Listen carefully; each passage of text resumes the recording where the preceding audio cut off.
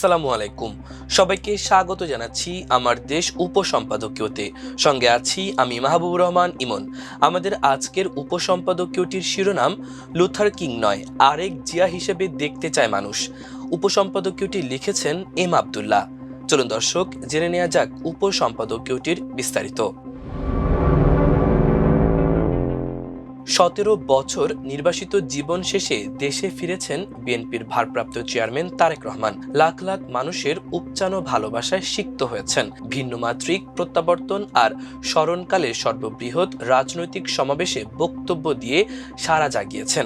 দেশি বিদেশি সংবাদ মাধ্যমে শীর্ষ সংবাদই শুধু হননি, রাজনীতির সদরে অন্দরে রাজনৈতিক আলাপ আলোচনার কেন্দ্রবিন্দুতে জায়গা করে নিয়েছেন। স্বদেশের মাটিতে পা রেখে প্রথমে যে বক্তব্য দিয়েছেন তা বিদ্যমান রাজনৈতিক পরিস্থিতিতে তাৎপর্যপূর্ণ হিসেবে দেখতে হচ্ছে বিশ্লেষকদের। I have a plan for the people, for the country কিংবা আই এর স্থলে উই বসিয়ে যে দীপ্ত উচ্চারণ করেছেন তা থেকে মানুষের প্রত্যাশা বাড়িয়ে দিয়েছে।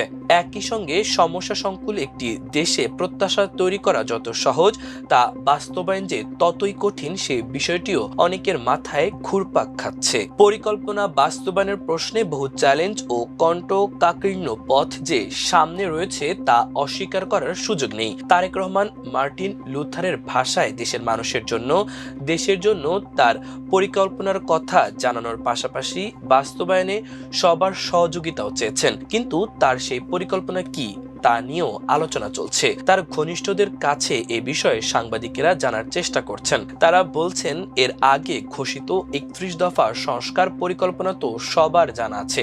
আরো সুনির্দিষ্ট করে বলতে গেলে তার পরিকল্পনার লক্ষ্য রাষ্ট্র পরিচালনায় কাঠামোগত সংস্কার, গণতন্ত্র পুনরুদ্ধার এবং জনজীবনের মৌলিক সংকট মোকাবিলা। নির্বাচন সামনে রেখে দলীয় একাধিক অনুষ্ঠানে এর মধ্যে তারেক রহমান জনকল্যাণ কেন্দ্রিক 8 দফা পরিকল্পনা তুলে ধরেছেন বলে সংবাদপত্রে প্রকাশিত খবর থেকে জানা যাচ্ছে। এই পরিকল্পনায় সরাসরি সাধারণ মানুষের জীবনমান উন্নয়নের বিষয়গুলোকে অগ্রাধিকার দেওয়া হয়েছে।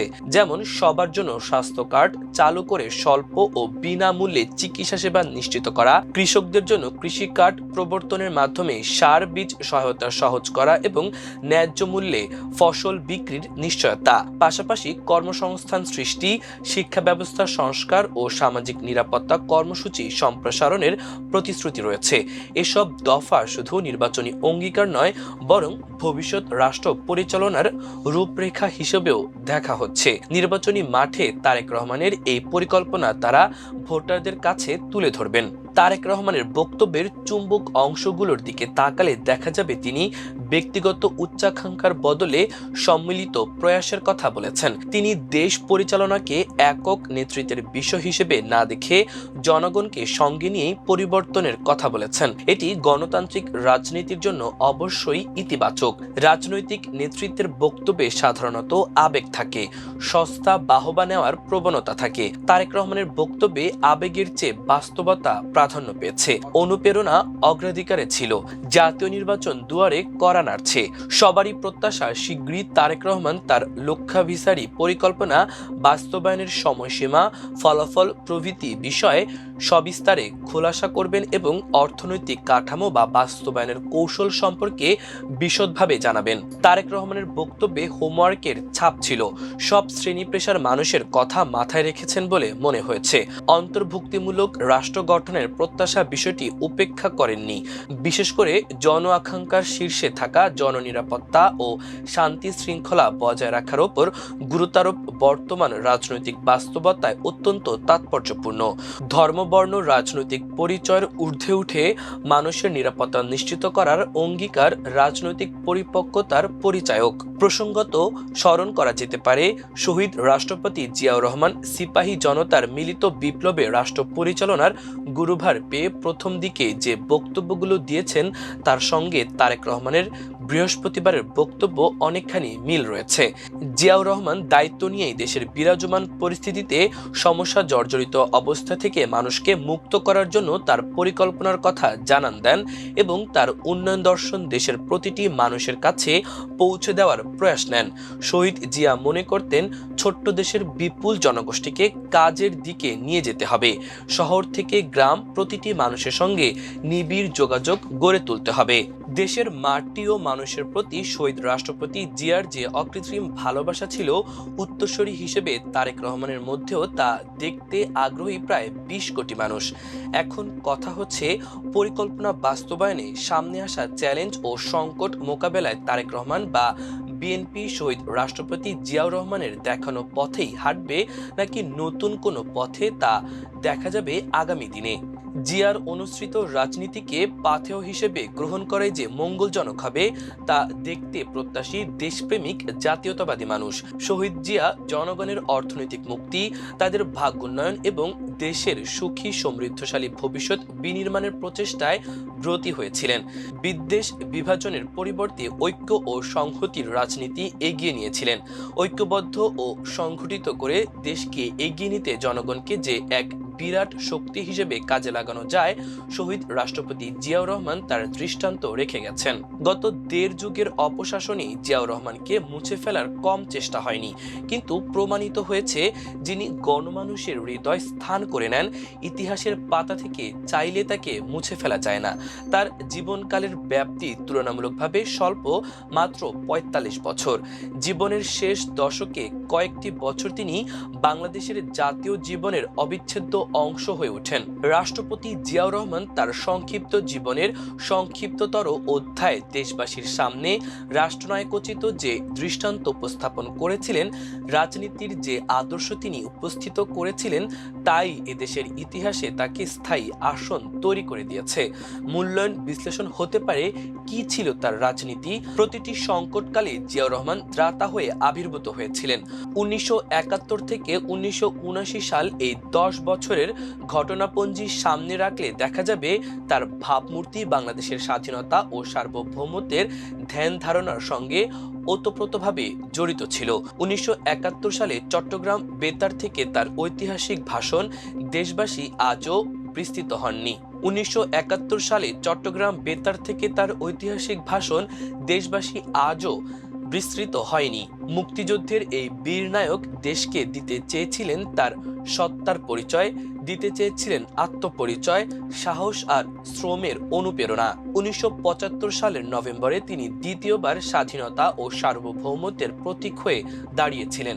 সম্প্রসারণবাদ ও আধিপত্যবাদের মুখোমুখি হয়ে তিনি বাংলাদেশের স্বাধীনতা ও সার্বভৌমত্ব সংরক্ষণের জন্য আত্মোৎসর্গ করে গেছেন।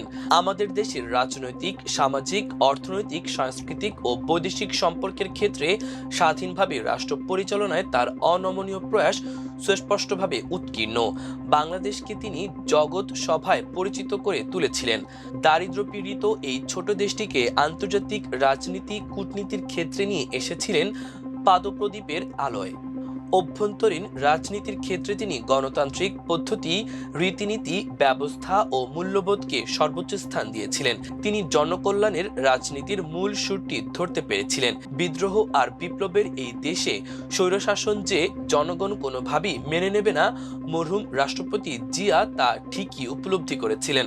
এ কারণে তিনি সাহসের সঙ্গে দেশে বহুদলীয় গণতান্ত্রিক ব্যবস্থা প্রবর্তন করেছিলেন। একই সঙ্গে তিনি বিদেশি ভাবধারার অন্ধ অনুকরণেরও ঘোর বিরোধী ছিলেন। তিনি বলেছিলেন, আমরা বামও নই, দক্ষিণও নই, আমরা বাংলাদেশি। এদেশের রাজনীতিতে স্বাধীন জাতীয় বিকাশের তাগিদ তার কাছে সুস্পষ্টভাবে ধরা পড়েছিল এবং তার রাজনীতি সেই কারণে জাতীয়তাবাদী, গণতান্ত্রিক ও ইসলামী মূল্যবোধের ধারায় প্রবাহিত করেছিলেন। রাষ্ট্রপতি জিয়ার রাজনৈতিক কর্মতৎপরতার আরেকটি প্রধান বৈশিষ্ট্য ছিল শোষিত, বঞ্চিত গ্রামের সংখ্যাগরিষ্ঠ মানুষকে তিনি উন্নয়নের মূল প্রবাহের সঙ্গে সংযুক্ত করেছিলেন। বাংলাদেশের খুব কম থানাই আছে যেখানে তিনি যাননি। গ্রামের মেঠো পথ ধরে তিনি হেঁটেছেন, নিজের চোখে মেখেছেন দারিদ্র্যক্লিষ্ট নিম্নবিত্ত মানুষের নিদারুণ কষ্টের রূপ। তার আগে শহরে রাজনীতির আলো ঝলমল অঙ্গন ছেড়ে আর কোনো রাজনীতিবিদ এমন সহজে গ্রামের মানুষের পাশে গিয়ে দাঁড়াননি। ঘুমন্ত গ্রামগুলোকে তিনি জাগিয়ে তুলেছিলেন। মূলত তার কারণেই গ্রামকে উপেক্ষা করে দেশে আর কারো পক্ষে রাজনীতি করা সম্ভব হয়নি, এখনো হচ্ছে না। যোগ্য উত্তরসূরি হিসেবে পিতা জিয়াউর রহমানকে ধারণ করে তারেক রহমানই পারবেন সেই কাজটি করতে।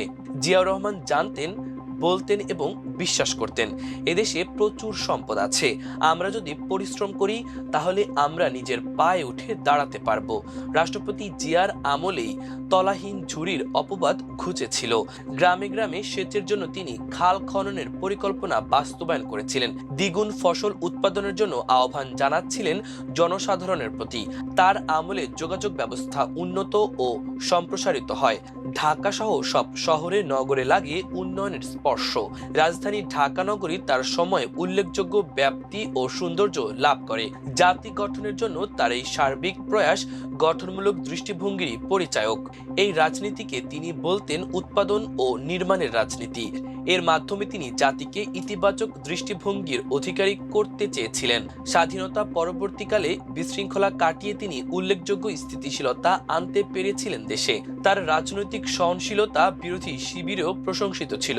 জাতিকে তিনি ঐক্যবদ্ধ করতে পেরেছিলেন। কাজের ক্ষেত্রে বিভিন্ন দলমতের মানুষকে ডাক দিয়েছিলেন এবং বিভিন্ন জাতীয় ক্ষেত্রে ব্যাপক ঐক্য গড়ে তুলতে পেরেছিলেন।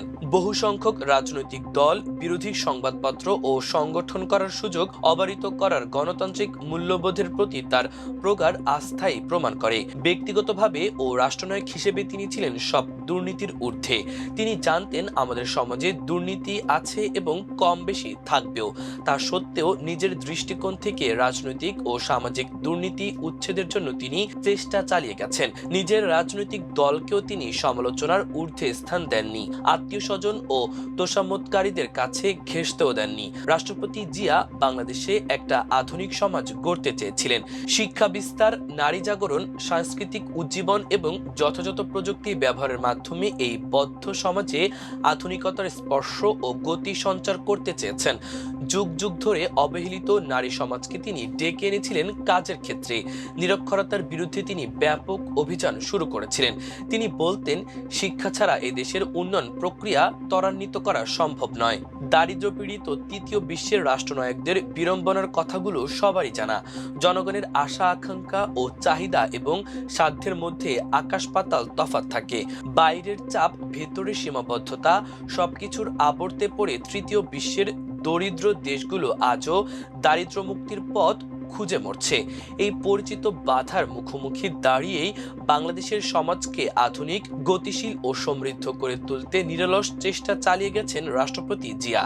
এই সৎ ও ঐকান্তিক প্রচেষ্টা এবং স্বল্প সময়ের মধ্যে তার উল্লেখযোগ্য সাফল্যই তাকে জনসাধারণের কাছে হিমালয় সম জনপ্রিয়তায় আসীন করেছিল।